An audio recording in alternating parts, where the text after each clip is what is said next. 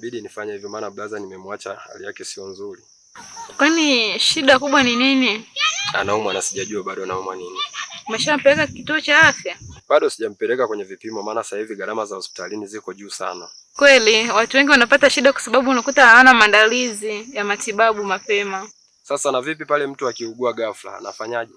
Mtu anapoumwa ghafla ndio maana kuna bima ya afya inamsaidia mtu kupata matibabu bila gharama kubwa. Okay, sawa nitafanya hivyo basi. Sawa, jitahidi umpeleke hospitali. Usiwazi. Sawa, mpe pole.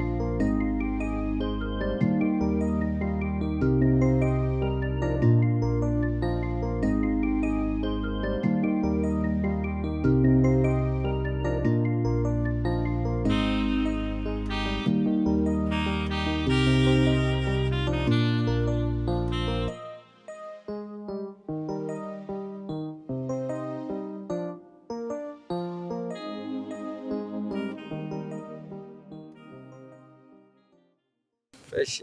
Mambo. Mzima, habari za mida? Nzuri za mida. Nzuri kabisa. Naona mmeongezana, mmetoka wapi? Tumetoka hapo kituo cha afya hapo hivi. Ndio ulimpeleka kaka? Kaka, shikamoo. Marhaba. Pole. Asante. Niendeleaje? Naendelea vizuri. Sawa. Bana blaza, shemeji yako huyu? Shemeji yangu. Nafurahi kufahamu shemeji yangu. Mimi pia nafurahi kufahamu shemeji. Asante sana. Pole, unaendeleaje? Naendelea vizuri, Mungu ni mwema.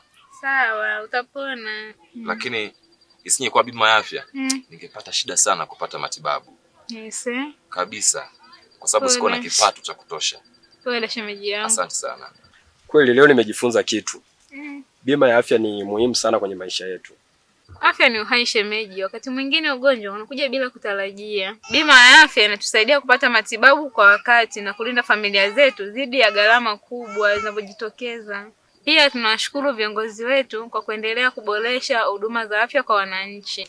Na pia tunamshukuru Rais wa Jamhuri ya Muungano wa Tanzania, mama yetu Samia Suluhu Hassan, kwa kuendelea kutuboreshea huduma za afya kwa wananchi kwa kutuletea bima.